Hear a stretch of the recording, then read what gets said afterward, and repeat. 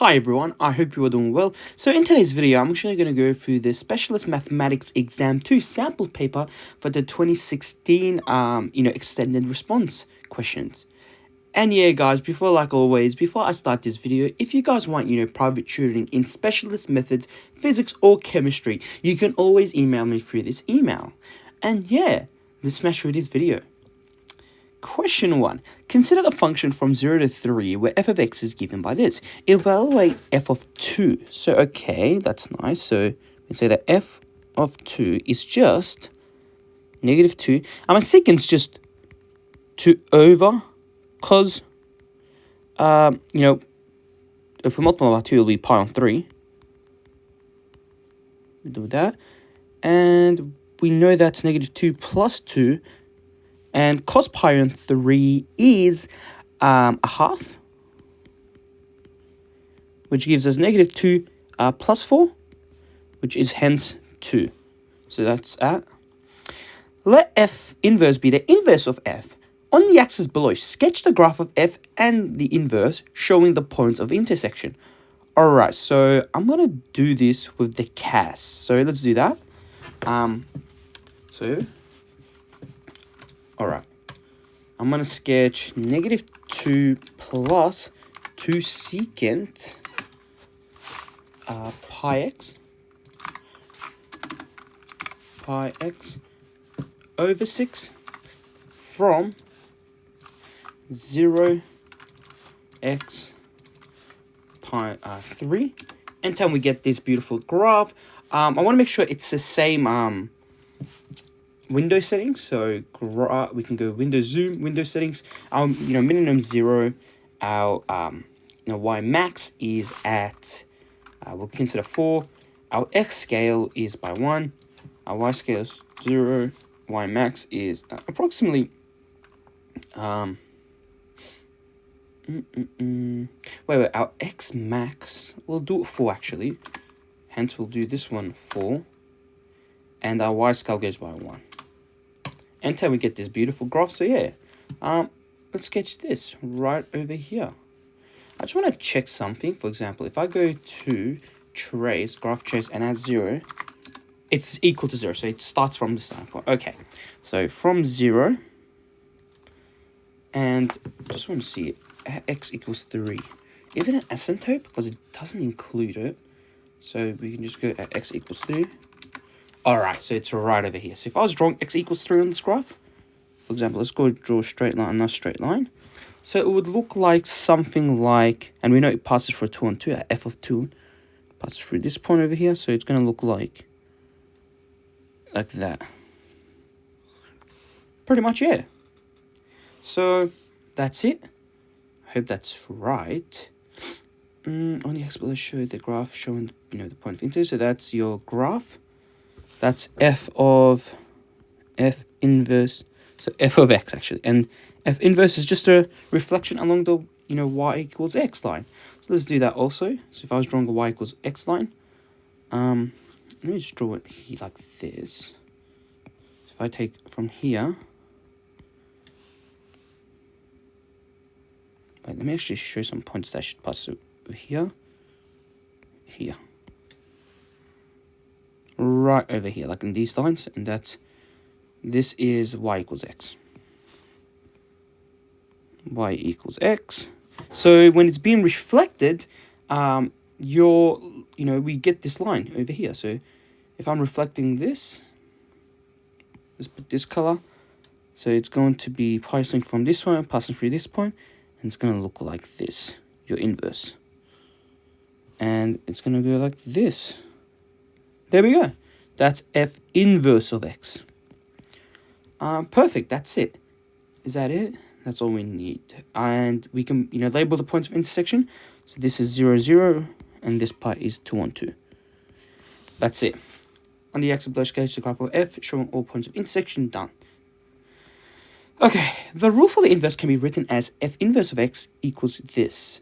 Find the exact value of k. So, okay, let's do that. So, what I'm going to do is I want to let f of x equal y and interchange x and y. And interchange x, and y. So that will give me x is equal to -2, so -2 plus 2 secant, which I'm just going to write it basically as 2 over cos pi y over 6. And yeah, I'm just going to solve for y now. So it'll be x plus 2 over cos of pi y over 6, which is 2 over x plus 2 cos pi y over 6. We get cos inverse 2 over x plus 2 pi y over 6. So hence y, in this case, is just 6 over pi cos inverse 2 over x plus 2. So our actual value of k is just 6 over pi. Let's write that. So just k is 6 over pi. That's it. Nice. Let A be the magnitude of the area enclosed by the graph of f and the inverse. Write a definite integral expression for the area and evaluate it to 3 decimal places. So we want to find the area that is enclosed. So it's pretty much this area over here. Just nicely. It's this area over here I want. So what's the top function? It's just the inverse minus f of x. So I can just write it as the area is the integral from 0 to 2, the top function, which is the inverse of x, minus f of x dx. That's that. Perfect. And we should get that area. And we want to evaluate it. So your area is what? Let's go on our calculator. Okay. So we want to integrate. So integrate from 0 to 2. F inverse, so F inverse is, we've already calculated k, which was 6 pi times cos inverse 2x plus 2,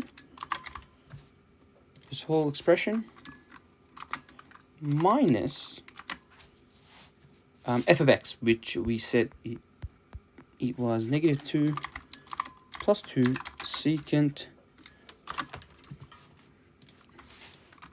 pi times x over 6 dx. Enter that and we get this expression. Control enter. That's 1.93. So we want it to 3 decimal places, so it will be 1.939 units squared. Done.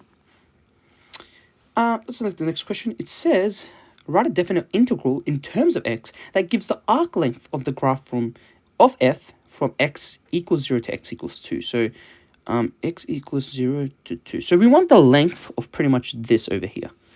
This over here to this. We want the length of this part of the curve. So to do that, it's nice and easy. It's just going to be the integral. So if you look at the formula sheet, arc length, which is length, is the integral from, we want it from 0 to 2, of the square root of 1 plus f dash of x squared. So, and what's f dash of x? Well, f dash of x, we'll use that calculator to find f dash of x. So f dash of x, so I'm just going to take this over here, so derive with respect of x, this expression, this, and I want to square it, by the way, too. So if I take this whole thing and square it, we get this. So, okay, let's write that down. So we can write this just now and write f dash of x squared. F dash of x squared is just pi squared sine squared pi x over 6 over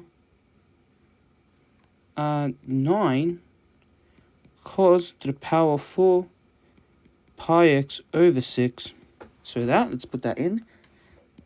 So the respect of dx. So your whole expression is just the L is equal from the integral from 0 to 2 square root 1 plus pi squared sine squared pi x over 6 9 cos to the power 4 pi x over 6. That's it, with the respect of dx. So writing this whole expression, yeah. Write a definite integral that gives the, in terms of x, yes.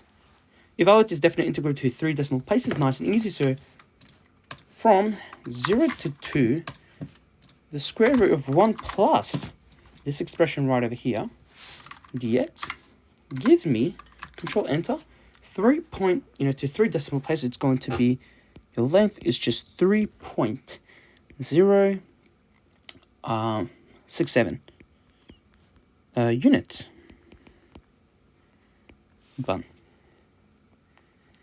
Question 2. So question 2 states, let u be this, okay, express u in polar form. Nice and easy. So we're going to find the magnitude of u, or the radius. So it's going to be the square root of 1 half squared plus just 1 over 3 over 2 squared, which is square root of 1 over 4 plus 3 over 4, which is just 1.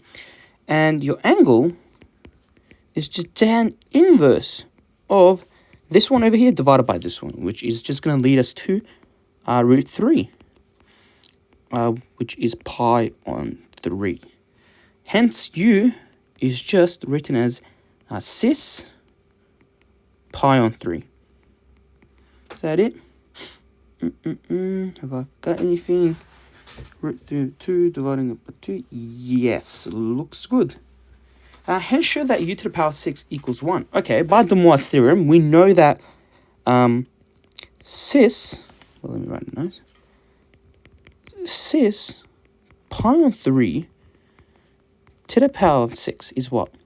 The r, which is 1 in this case, is going to be, what's 1 to the power of 6 is just 1, so it stays the same. Cis stays the same.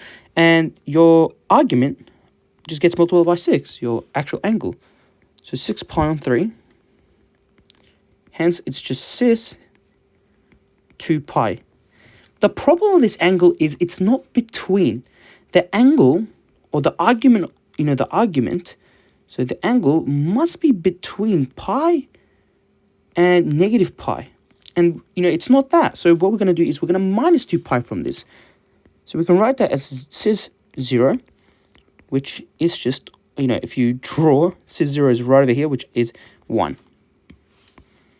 That's it. Plot all the roots of z to the power 6 minus 1 on the diagram, labeling u and w, where w is equal to negative u. So let's do that in our calculator. I just want to find all the roots to make my life easier. So I'm going to solve z to the power of 6. So z to the power of 6 equals 1, comma z. And we get, these beautiful expressions.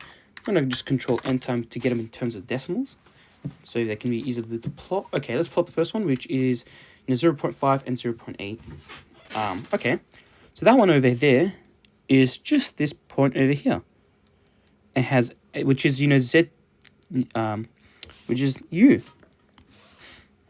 And it should have an angle of 60 degrees, which is pi on 3. Perfect.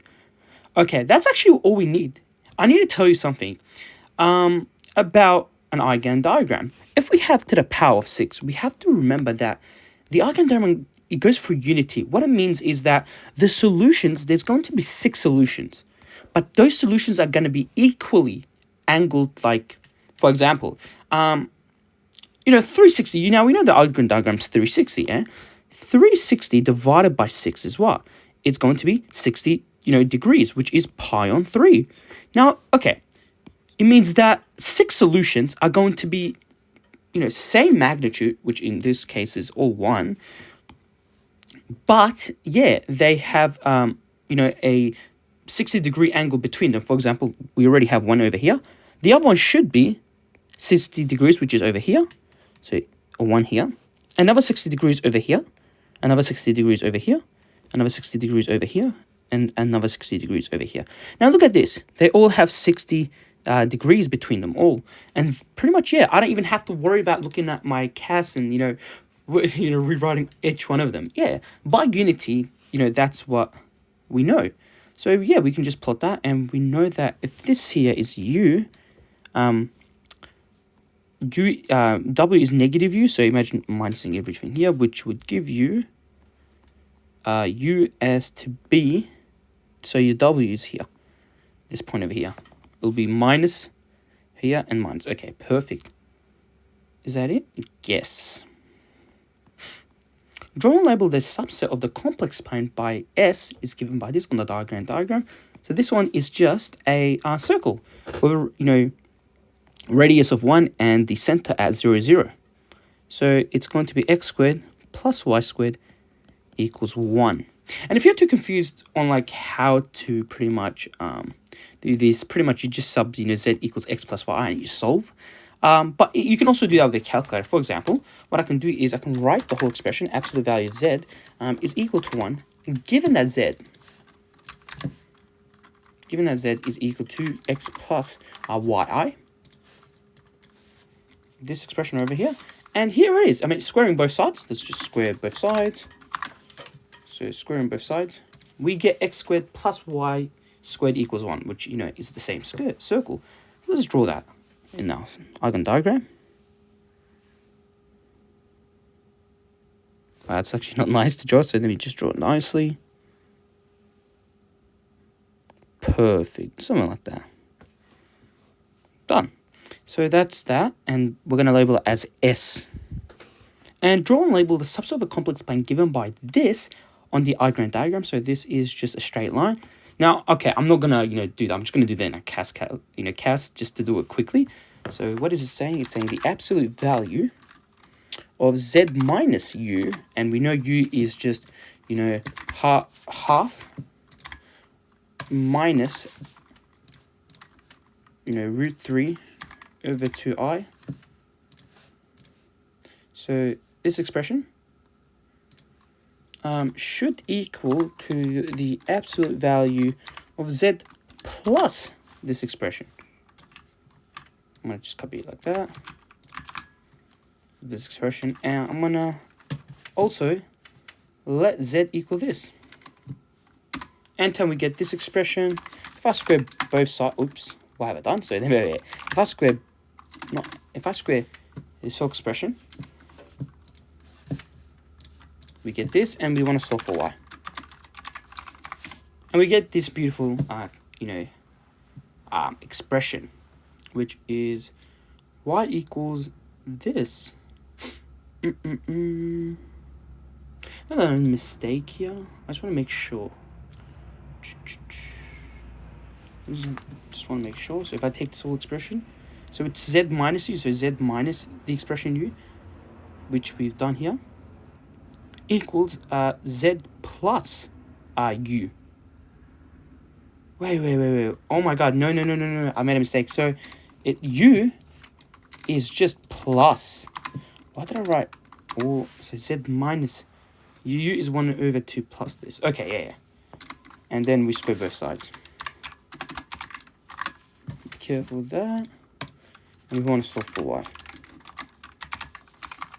And we get this. Okay, there we go. Up there. So this expression right over here, it's just, a straight line. So let's write that down. So this over here is just y equals, you can write it as -1 over root 3 without being,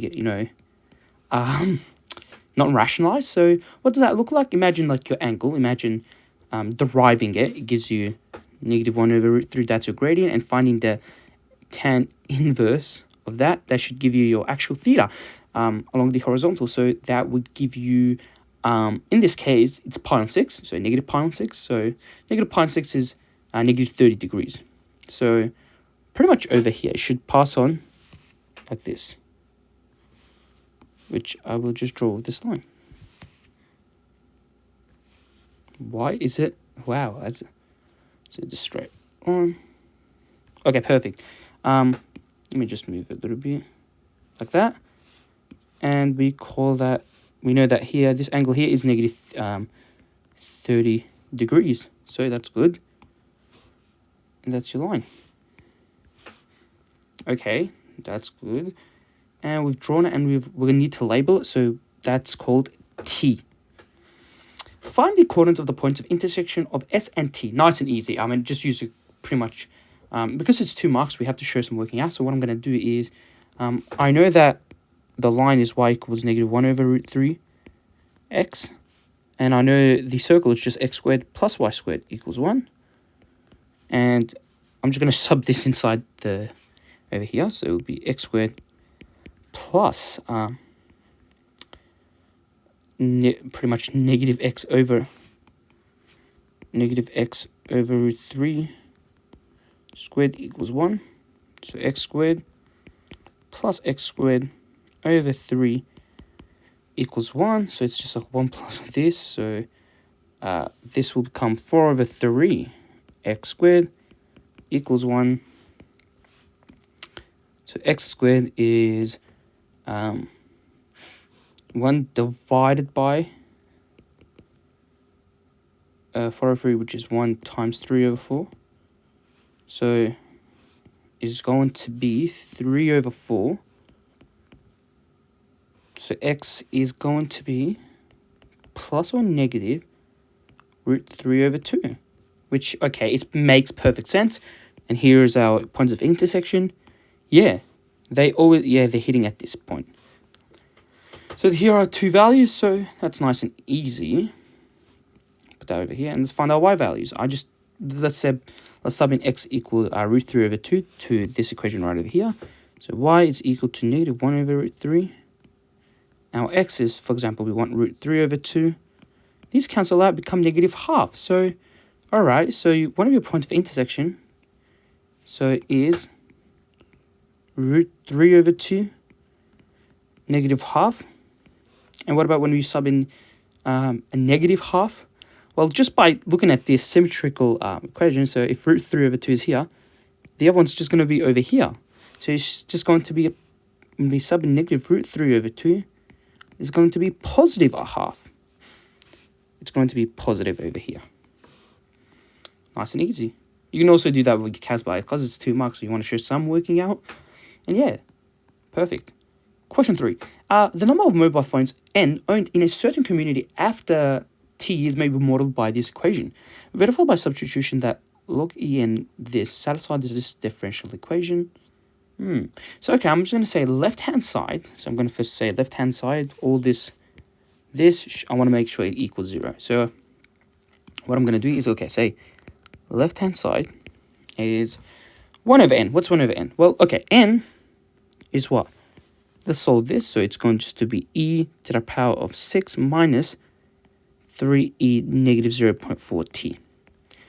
Yeah, so 1 over n is just going to be this one becomes positive and this becomes negative. It's just like the inverse of that. So 1 over n is that. So we can write it as e 3e negative 0.4t minus 6 times the derivative, which is d on dt. So what is d on dt? dn dt is what? Well, we have this expression over here. It's going to be what? Okay, let's use a chain rule here. So let's use the chain rule on top. So we're going to let u equal negative 6 plus the 3e negative 0.4t. So u dash is what? U dash is just oh, wait, be careful, guys. Be careful. Wait. I've made a simple mistake here. That's your n is e to the power of 6 minus 3e negative 0.4t. That was the expression 1 over n. So this is your actual n value. So again, let's use u is equal to 6 minus 3e negative 0.42. U dash is what? It's going to be negative 3, negative 0.4 Yeah, so -3 is negative 0 e negative 0.4t. I want to make sure everything's right. So we've derived the top. All right, perfectly. And that's going to give us for A12, so it'll be 1.2 e negative 0.4t. That's u dash. So let me just rub this out and put that over here. Just take this, rub this out, and put that over there. Done. And therefore y is just e to the power of u, which is, y dash is just e to the power of u anyway. And multiplying these two together, that's your derivative, which is e to the power of u, where u is just 6 minus 3e negative 0.4t. That multiplied by 1.2 e negative 0.4t. And multiplying these, they just add up. We can write that as 1.2 e 6 minus 3 e negative 0.4t minus 0.4t.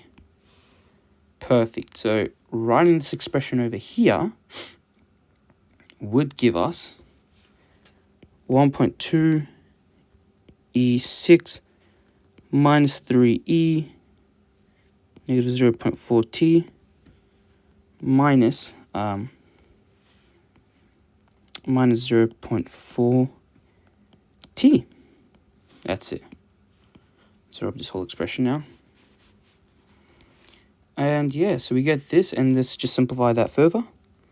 It'll be 1.2, and okay, it'll be e 3e negative 0.4t minus 6 plus 6 minus 3e negative 0.4t minus 0.4t. And what do we see? Well, these over here cancel out. That's good. These cancel out. That's very good. So we just get the expression 1.2e negative 0.4t. And we still have this left, so plus 0.4 natural log of n, which is just this whole expression. So it's just 6 minus 3 e negative 0.4t. That minus 2.4, which is what? So it'll be 1.2e negative 0.4t. 6, 12, 18, 24. So it'll be plus 2.4 minus 1.2 e negative 0.4t minus 2.4. Well, these cancel out. That's great. And these cancel out. So leaving us with 0, which is actually equal to your right-hand side. There we go. All right. Find the initial number of mobile phones owned in the community. Give your answer correct to the nearest integer. So if we want the, the initial number, that's when t equals 0. So if I was writing what's log e of n when t is equal to 0, which is 6 minus 3. E to the power of 0 is just 1, so it's this, which is e to the power of 3 is equal to n. So n is what? What's e to the power of 3? E to the power of 3, that gives you 20 to the nearest integer. So 20 phones. Using a mathematical model, find a limiting number of mobile phones that would eventually be owned by the community. Give your answer to the nearest integer. Okay, this is nice and easy. To do that, we just need to find the limit as the time approaches infinity. So it means in the future. What happens in the future? So as time goes to infinity, of the expression, this expression right over here, and is equal to that. So e 6 minus 3. So e to the power of 6 minus 3 e negative 0.4t. Yeah, is that it? Perfect.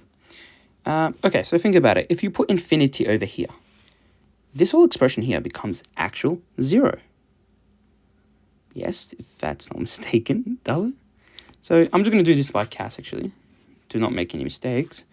So to do this, I'm just going to go on my calculator and say, okay, go to find the limit as t approaches infinity for the expression e to the power of 6 minus 3 e negative 0.4t.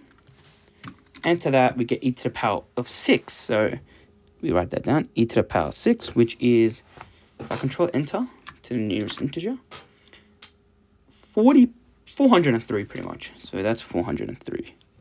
Let's write that down. So 403. And yeah, so that's 403 mobile phones. It will reach pretty much at max, no, not max, but like eventually 403 phones. That should be it. And yeah, so that's it with that one. Perfect. Yeah. The differential equation in part A can also be written in the form of dn dt as this. Find d squared dn over dt squared in terms of n and log en. Okay, well, it's not expressed in t, so it's not normally, just differentiating. It's actually in terms of n, so it means that we're going to have to use implicit differentiation here. Think of it as like dy dx, 0.4y, 6 minus log e of y. It's in terms of y, so yeah. Let's try to do this expression. So to do that, I'm going to dt, d over dt everything, so derive everything in terms of dt. So dt of dn over dt is equal to dt 0.4 n 6 minus log e of n. All right, that. Okay. So this over here becomes just d squared n dt squared. And okay, what's this expression? So imagine, okay, we're going to have to use the product rule. So u of v. So it's going to be 0.4n. And deriving this, it's going to be minus 1 over n. But we also have to multiply by dy dx because it's in we also have to multiply by dn dt because it's been multiplied, because it's in terms of actual n, plus 6 minus log e of n. This, deriving this over here, is 0.4 because it's in terms of n. We will derive it would be dn dt also. That's it. Pretty much simplifying this, these cancel out, leaving us with d squared dn dt squared is negative 0.4 dn dt plus plus 0.4 dn dt 6 minus log e of n. That. Is that it? Expressed in terms of n and log e of n. Alright, so. Alright, I need to make more space actually, because it looks like we need more working out here to make sure it's not fully complete, because we want it in terms of n and log e of n. So, alright, so what do we know? If I just kind of, expand everything still, this is just negative 0.4n dn dt. This over here, it's going to be 6, 12, 18, 24, so it'll be 2.4 dn dt minus 0.4 dn dt log e of n.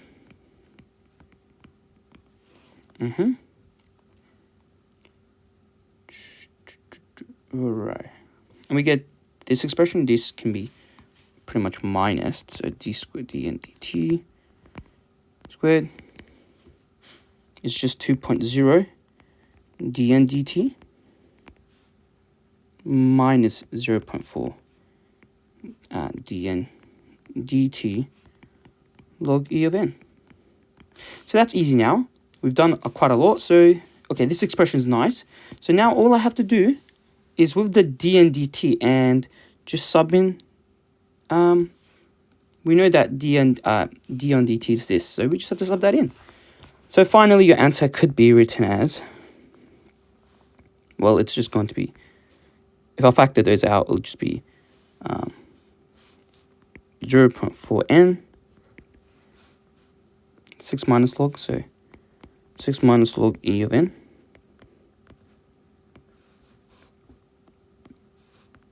Mm-hmm. 2 minus 0.4 log e of n.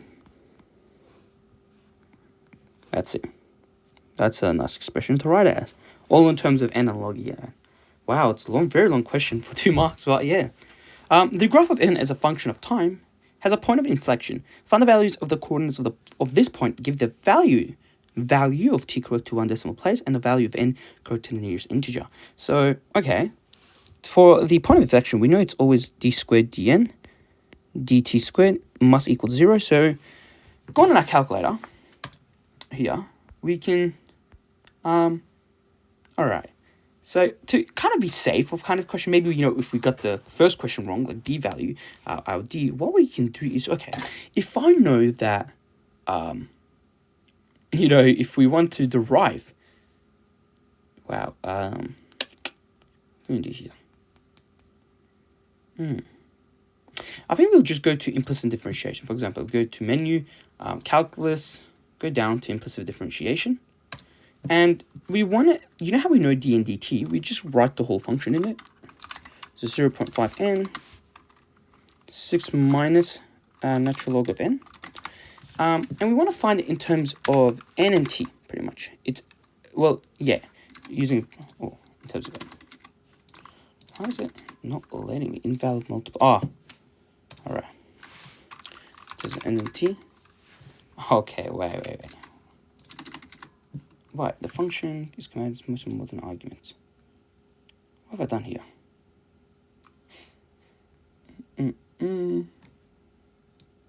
Okay, let's take that. Okay, we have to just then, okay, so we know d squared dnt, this whole expression, we just want to let it equal to 0 because we just can't use our implicit differentiation. I don't know why, but let's just use, so 0.4 n times 6 minus natural log of n, this expression, times 2 minus 0.4 natural log of n.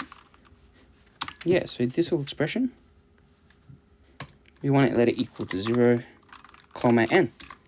And we get two n values, control enter those, we get 148 and 403. But remember, that 403 is our limiting value. If you go on top, remember those questions, we know that when the limit, you know, goes to infinity, as t approaches infinity, it approaches this number over here. So it wouldn't be this one. Your actual value should be this one. And it does tell you the question, find the value of t, not values. So yeah, be careful that one. So it's this one right over here. So we can straight away say that our n to the nearest integer is 148 phones. And we want to find the value of t. Now, okay, now it's very easy to find the value of t because go to our old expression, you know, log e, so it said that the natural log of this value of n is equal to e, not e actually, so this is equal to 6 minus 3 e to the power of negative 0.4 t. And we can solve this expression, answer comma t, and we get t value. So it's this one over here. So to, so using mathematical limited formula, where is it? Find the values of the coordinates of this point, give the values of t correct to 1 decimal place. So your value of t is 2.7, correct to 1 decimal place. So yeah, 2.7, yeah. So we want to find the values of the coordinates. So yeah, it just says give the value of t to 1 and give the vis. So it's just your coordinates are 2.7, 148. That's it. Next question. Sketch the graph of n as a function of t on the axis. Nice and easy. So luckily we know the function. So we can just go on our graph and actually go on graph e. So n is what? It's e to the power of, what's the whole function called? So e to the power of 6 minus 3 e to the power of negative 0.4. We want in terms of x, so x. Given that we want it to be between, the graph is from 0 to 5, so 0 to 15. X 15. Draw that. Go on menu. Go on graph. Window setting. Zoom fit. So it's this over here, and we want to make sure it's the same as our window settings in our paper. So go on window settings, and what's the y min? Well, it's 0. What's the max value? It's 15. Your x scales go by 1. Your y scales go by your y min is 0. Your max is 400. And they go by, if I'm not mistaken, 2, 4, 6, 8, 10. So it goes by 20s. Control Enter, it's this graph over here. If I just go on menu, view, a grid, lined. All right, perfect. This is the same as our paper. So let's just trace all those points. I just want to make sure, to be sure, if I trace, what's that? You know, x equal, pretty much at t equals 0. It's it, so 20, around 20. So let's do that. So it's this point over here. And, yeah, what I'm going to do is, what's that? At 1, it's 54, so here, 2, 4, so it has to be here. At 2, it's 105. So, what about at 5? It's 269, so at 5 is 269, so here, 2, 4, 6, so around here. What about at 10? 10, it's 382, so go in here, 2, 4, 6, 8, around here. And what about at 15? At 15, it's 400, so right over here. So yeah, just having a sketch of this, look nicely. Following all those points, perfect. That's it. So sketch a graph of n as a function of time on the axis, and that's it. You just have to sketch it. I'm just going to label, this point over here as from our question from over here. 2.7 is 140. We got 148. Is that 2.7? So let's label that. So at 207, which is approximately around here. This point is 2.7, 148. So 2.7, 148. That's it. And this point over here is 0, 1.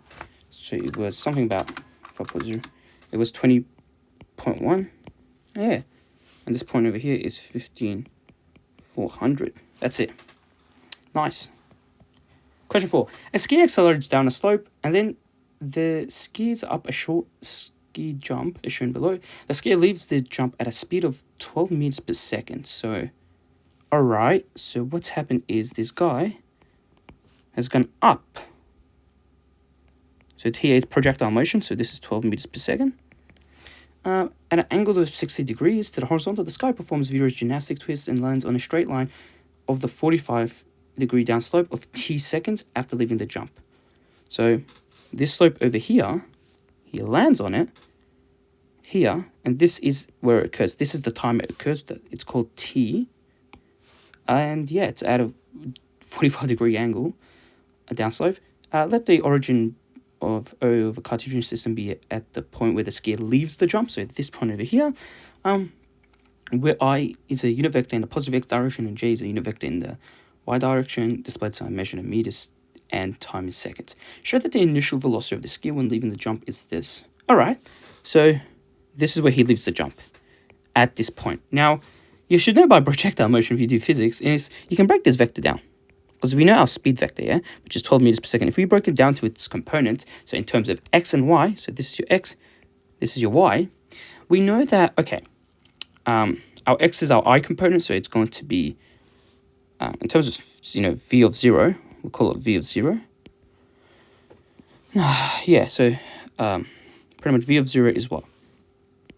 It's 12 cos of 60 degrees, which is pi on 3. That's your I component. Plus 12 sine pi on 3.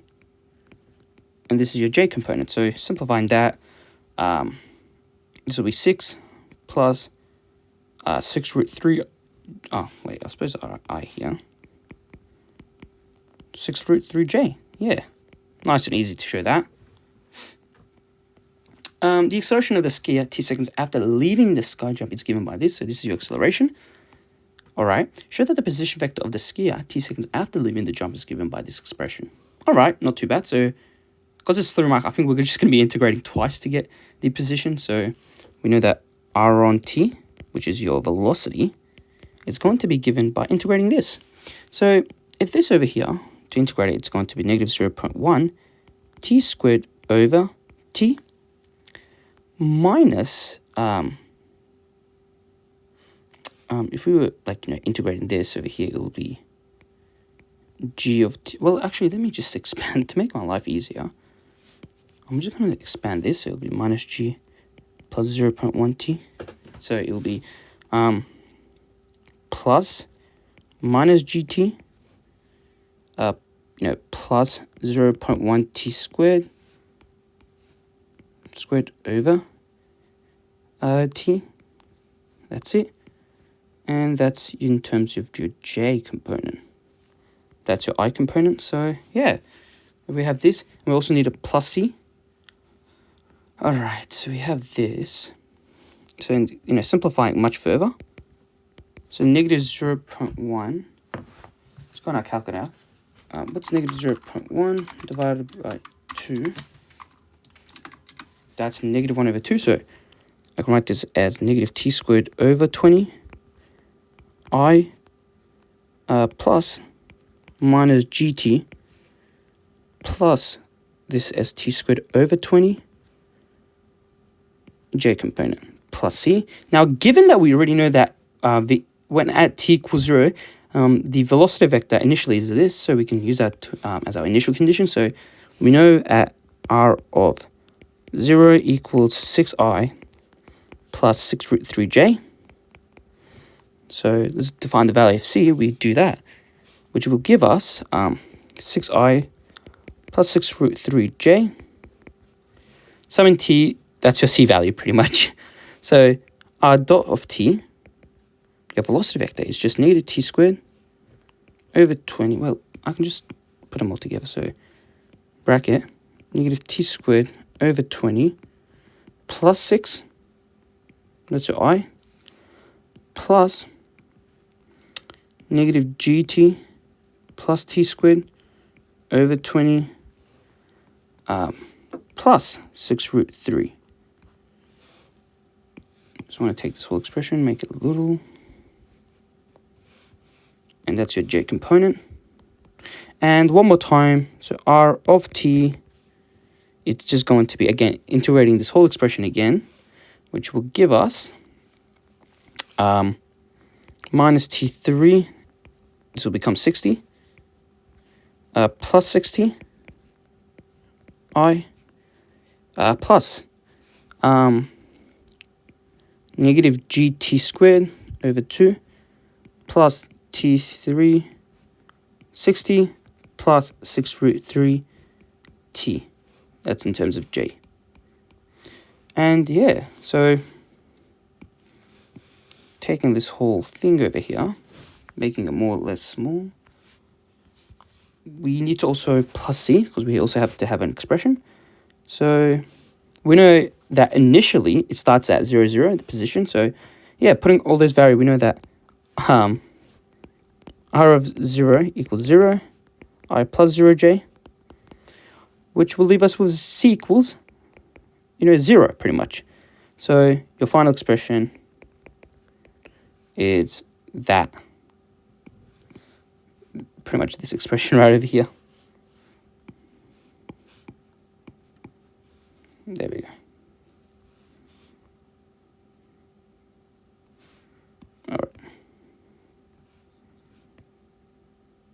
that's it. And yeah, does it look the same? Should. Okay, that looks good. 100 over 20 plus half. Everything looks good. Perfect, yeah. That looks very good. So, okay, show that t equals 12g root 3 plus 1. Okay, we need to look at the graph again. So, let's rub some stuff off. So, if I just rub everything off, actually. Okay, this point is where t occurs. Like, how long does it take from here to go to here? Now, we know that, okay, that this, from this point to this point, it's a straight line. Yes, 45 degrees, which should tell us that this over here is y equals negative x. This line, this downslope line. Yeah. So, what does that tell us? It tells us that, okay, if this value over here is x, then this value over here is going to be negative x. Yes. So, what does that tell us? Well, it means our x component should equal to the y component, because it's still in terms of x, it's like the same value, but it just has a minus. So what I'm saying is like, if I go over here, what's it telling us? Well, it's telling us that this over here, this is our x component right over here. This is our x component. It's actually the same as negative x, so they are actually equal. But whereas this one is this, so it's the same value, it's x, whereas this one's just x, but with a minus. And yeah, they are equal to each other. So using that to advantage, knowing that, because it goes through that line, and as it, touches the graph of y equals negative x, we can say, all right, we know r on t, so we can say that this expression, this should equal to this, but minus of that. So for example, it will be 6t minus 1 over 60 t to the power 3 equal minus this y component, which is just 6 root 3 t minus gt squared over 2 plus t to the power 3 over 60. Yeah, so that will be easy to calculate, because just like solving this, so minus 1 over 60 to the power 3 minus 6 root 3t plus gt squared over 2 minus t to the power 3 over 60. Luckily, these can cancel out, so this one and this one, they cancel out, leaving us with 60 is equal to negative 6 root 3t plus gt squared over 2.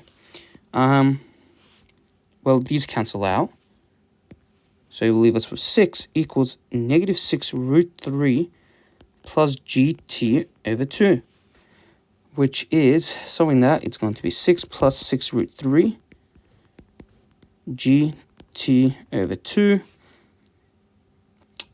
which is t is equal to 12 1 plus root 3 over g. And that is the same as this over here. Nice. That's, yeah. Perfect. So let me make that little. I fit it all in there. Nice. At what speed in meters per second does the skier land on the downslope? I'll give you an answer to correct. Okay, so if you look over here, all right. Luckily, so this is where he lands, pretty much. He lands right over here, and we want to calculate the speed. Luckily, we know that our dot of t, the path, we already calculated it, which, yeah. And we now know the time at which he lands. So we just need to write what our dot of the value of t, which is this one over here. So writing this whole expression, we need to write it. So it'll be our dot of the expression, 12, 1 plus root 3 over g is going to be, alright, this is r of t, this expression right over here, so I'm going to copy that, I'm going to bring it down there.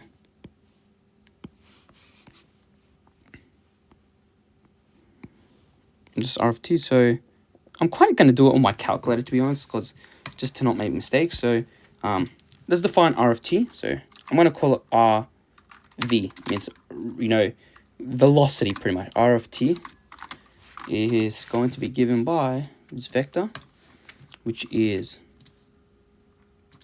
negative t squared 20 plus 6 expression, comma, negative, g, which we're going to write as 9.8 actually. Negative 9.8 times t plus t squared over 20 plus 6 root, so plus 6 root 3. Yeah, so this expression, that's it. And what we want to do is what's RV of RV at a time? 12, 1 plus root 3, and g, which is 9.8.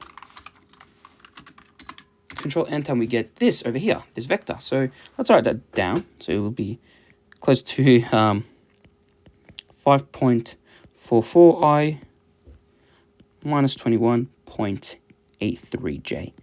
And we want to find the speed, so it's just going to be the magnitude of, r dot 12, 1 plus root 3 over g. That's going to give us, so we just have to find the norm of our answer. Control enter. Ooh. So what's the norm of this over here? Control enter. 22.5. So give your answer correct to 1 decimal place. That's just, 22.5 meters per second. Nice. Question 5, mechanics. Wow, I love mechanics. The diagram below shows particles of mass 1 kilogram. It's this one over here because it's G. This is 1 kilogram and 3 kilograms connected by a light extensible string passing over a smooth pulley. Smooth means acceleration 0. Not acceleration, pretty much 0, but this does not give any friction. The tension in the string is T1. Okay. And yes, they are equal because they occur in the same string. Let A be the acceleration of the 3 kilogram mass downwards. Makes sense. So the 3 kilograms is going to go heavier. So the thing is going to go accelerating downwards. So this is going to be accelerating downwards, whereas this one over here is going to be accelerating upwards for this one. And we want to find the value of A, so the acceleration. Okay. So what we can do is we can isolate the systems. For example, let's have a look at this system over here. We want to isolate this system. But the values of acceleration should equal to each other because pretty much they're occurring at the same. These both have to be the same because they're in the same string, and they should be occurring. The acceleration should be the same. So if I'm isolating this, acceleration is going to be upwards for this one. So I'm going to take positive as upwards. So the sum of all forces. So sum of all forces is equal to mass times acceleration. What's the sum of forces? It's going to be T1 minus G is equal to your mass, which is just 1, times A, which is just A. That's your first equation. And again, I'm going to use it again. The sum of forces equal to mass times acceleration. Now for this case, because it's going downwards, the bigger force, it's going to be 3g. So we're going to take down as positive. So 3g minus T1 is equal to the mass, which is 3, A, where we don't know what A is. This is your second equation. Now we have two equations. So if we add both of them up, what we get? We can cancel those T1s, and that will give us overall 2g equals 4a. Hence, a is g over 2. Pretty much your acceleration is g over 2. Meters per second squared. Find the value of t1. Nice and easy. Because we know our acceleration, we can just sub it to one of these equations. We can sub it actually to this one equation. So we know that t1 is a plus g, which means that g over 2 plus g, which in this case is 3 over 2g. That's it. Newtons. That's your force. Is that right? Perfect. Good. Okay. The 3 kilogram mass is placed on a smooth plane inclined at an angle theta to the horizontal. The tension in the string is now T2. Yes, so again, they still have the same tension, and they occur in the same pulley. When theta is 30 degrees, find the acceleration of the 1 kilogram mass is upwards. So, okay, so this is the 1 kilogram, so it's going upwards. If this is accelerating upwards, it means that this mass is accelerating like down the slope. So, all right, find the value of B. Okay, so, okay, what I'm going to do is, okay, I'm going to break this vector down to its, component. So, if I break this down, okay, this is, actually this is down, this is to the left.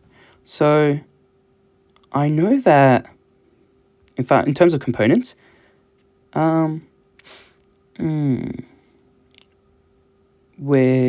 need to find acceleration.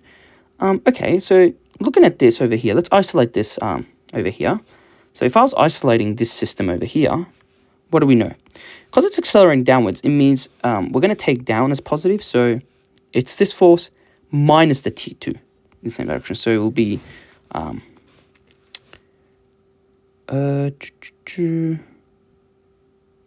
this theta is this, which is 30 degrees. So it will be 3g sine theta, which is 30 degrees, minus T2 should equal to your mass of the system, which is 3, times the acceleration, which we don't know, which is in this case B. Whereas this one, let's have a look at this one too, because they are accelerating at the same rate, so the values of acceleration is the same. Now, because this one's going upwards, if we isolate this, the upwards force T2, it's going, so T2 minus G is equal to your mass times acceleration, which is the mass is 1, times the acceleration is just B. Again, adding these two up, we cancel those two T's. It'll be 3g sine 30 degrees minus g is equal to 4b. And now it's easy to solve for b using our calculator. So it's 3g times sine 30 degrees equal minus g equals 4b, and we want to solve answer comma b. Oopsie. We get g over 8. So let's write that down. So g over 8 meters per second. That's it. For what angle theta will the 3 kilogram mass be at rest on the plane? So what do we mean if we want it to be resting? If we want, the mass to be resting, we want the acceleration to be 0. So for this one and this one, we want the accelerations to be 0 if we want the angle. So, all right. So if we want it to be 0, we know this expression over here, yeah? But remember, forget about that 30 degrees, just call it theta. So what we're saying is 3g sine theta, which is what we want to find, minus 2t equals 0. Well, because b is 0, our acceleration. If we want it to actually be at rest, acceleration is 0. And what about this over here? The same thing. 2t minus g, b is 0. And we get this beautiful expression, so we can add them to cancel out those g's, those t's. So it'll be just 3g sine theta minus g equals 0. And we solve for theta. Let's do that. 3g sine theta, I'm going to call it O, minus g equals 0. Well, given that g is equal to 9.8, I want to actually give g is equal to 9.8.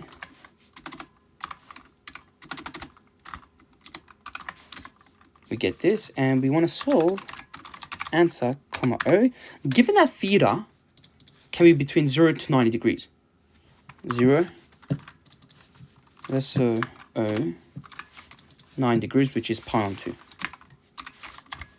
And we get this over here, so taking this here to, in degrees, we just have to 180 pi, which it gives us 19.47. So let's write that down. So what angle will the 3 kilogram be at rest? It's 19, to one decimal place, it's 19.5 degrees. What angle theta will cause the 3 kilogram mass to accelerate up the plane at this rate? So we want the 3 kilogram mass, so this one over here, to be now going up. And so what angle? Again, so if now think about it, so if we wanted to go up now, this is going, accelerating up, and this is accelerating down, so we're going to actually have different equations. So now if we again isolate this, T2, so T2 minus 3g sine theta is equal to 3a. Well, a in this case is this over here, which is g over 4, 1 minus 3 over root 2, that. And the other one's going to be, because it's going down, so it'll be g minus T2. So g minus T2 is equal to 1 times the acceleration, which acceleration is just g over 4, 1 minus 3 over root 2. And if we add both of them to get rid of that T2, we get g minus 3g sine theta, is that right, equals 4 g over 4, 1 minus 3 over root 2. And yeah, I'm just going to calculate theta using my calculator just to be safe. So theta is 1. So we said that it's 9.8 minus 9.8,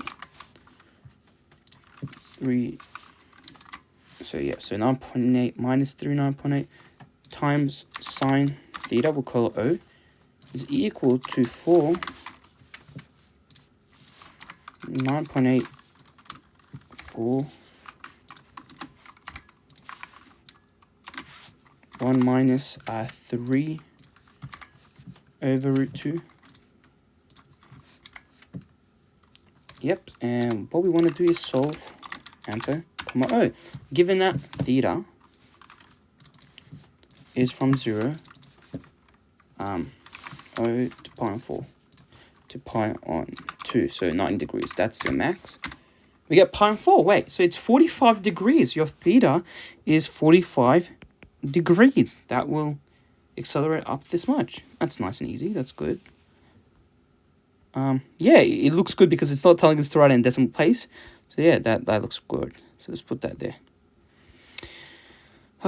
Question 6 is the last question. Yes. Okay. Let's smash through this. A certain type of computer, once fully charged, is claimed by the manufacturer to have a mean of 10 hours lifetime before a recharge is needed. When checked, a random sample of n equals 25 such computers is found to have an average value of 9.7 and a standard deviation of 1 hour. To decide whether the information gained from the sample is consistent with the claim that, the mean is actually 10, a statistical test is to be carried out, assuming that the distribution of lifetime is normal and that is a sufficiently accurate estimate of the population of lifetime standard deviation O. Write down the suitable hypothesis and the alternative hypothesis to test whether the mean lifetime is less than the claimed by the manufacturer. Nice and easy. So we know that the null hypothesis is if there's no change. So the mean is just 10. Whereas if it was the alternative hypothesis, we are saying that it's less than 10 because it will be 9.7, so it will be less than 10. That's good. Find the p-value for this test. Correct to 3 decimal places. So we know that p-value is going to be the probability that your mean is actually less than 9.7. So we can rewrite this as the probability of z less than 9.7, or z equal 9.7 minus your mu, which is 10 in this case, divided by don't use this s, by the way.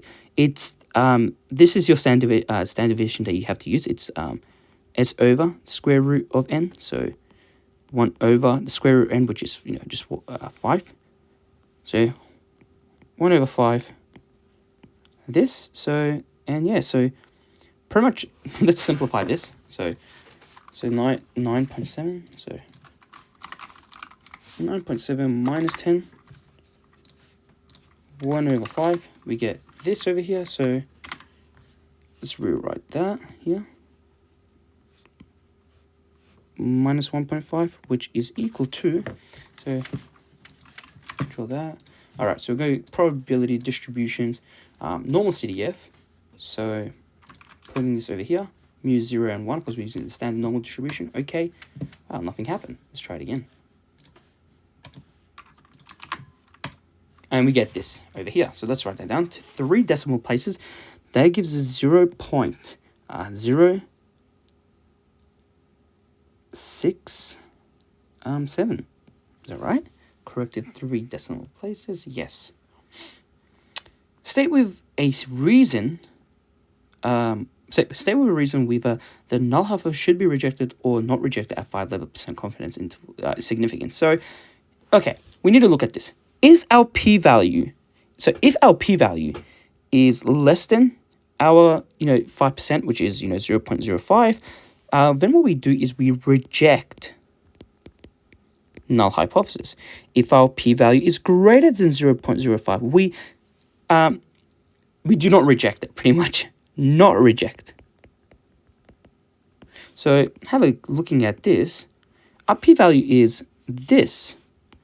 Is it greater than 0.05? Yes, so we can say pretty much, given our p-value is greater than 0.05, so we say that the null hypothesis should not be rejected. Not be rejected. That's it. Yeah, let's state with a reason why the null hypothesis should be rejected or rejected.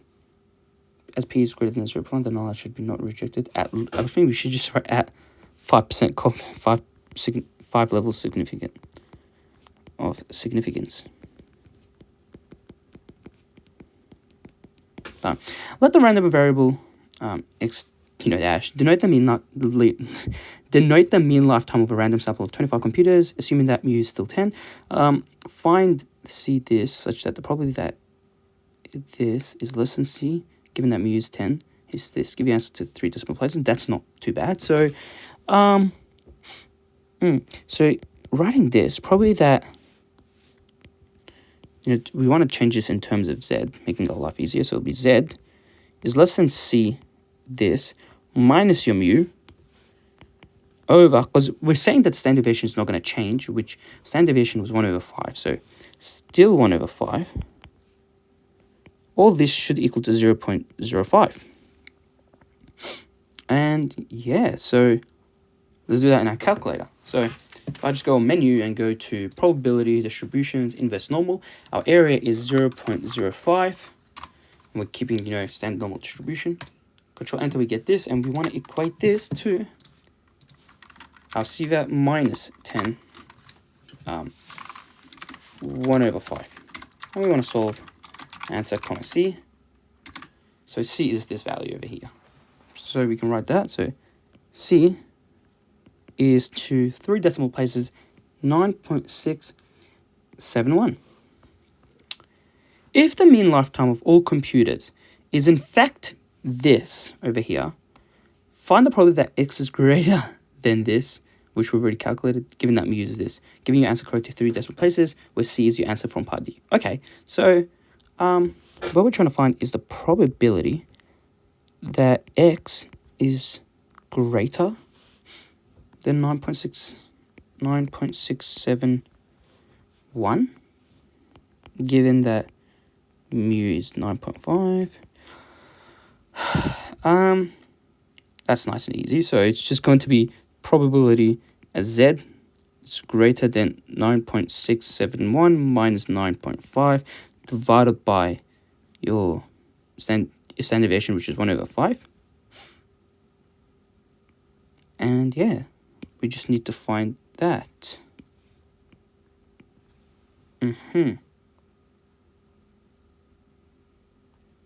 Alright, so that should equal what? Is there a calculator? So let's just explain. So what's this over here minus 9.5 1/5. We get this expression right over here. What we want to do is go and menu probability distributions, inverse normal. This is over here. This goes to infinity. Because we're using the inverse normal, we'll keep these values. Press OK. Wow, again, probability distributions, almost CDF. This is over here. This goes to infinity. Press OK, and we get this value over here. So let's write that down. 0.1 to 3 decimal places, so 0.196. Does the result in part EI, this one, indicate type 1 or type 2 error?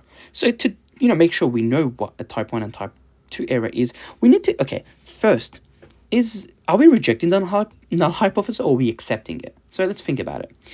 Is this p-value over here greater than 0.05 or is it less than 0.05? Well, in this case, it's actually greater. So in other words, we actually should not reject the null hypothesis in this case. So we can say SP is greater than 0.05. We do not reject the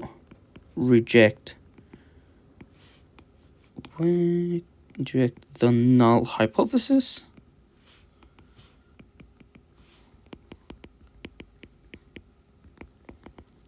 Because we do not reject the null hypothesis, we have two parts. A type 1 error, let's understand the difference between type 1 and type 2. A type 1 error is where we reject the null hypothesis. So where we reject the null hypothesis, given that it's actually true. Given that null hypothesis is true. Type 2 error occurs when we actually do not reject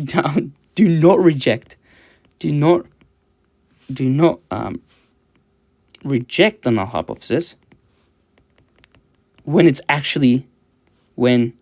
actually is false, like when it's actually wrong. So in this case, we are not rejecting the null hypothesis, as you can see. So there could be an error. So it has to be a type 2 error. There could be an error that it's actually false. The null hypothesis is not true. So the only error that can occur in this case is a type 2 error. Yeah. SP is greater. We do not reject the null hypothesis. Type 2 error. The null hypothesis could be actually true. Could be actually true. Nice and easy. So yeah, that's it. Is that it? That's the last question. Perfect. Perfect. I hope you guys enjoyed this video. Please make sure to like and subscribe for more future videos. Good luck to all the new students, for the class of 2024. I hope to see you there. Take care, guys. Bye-bye.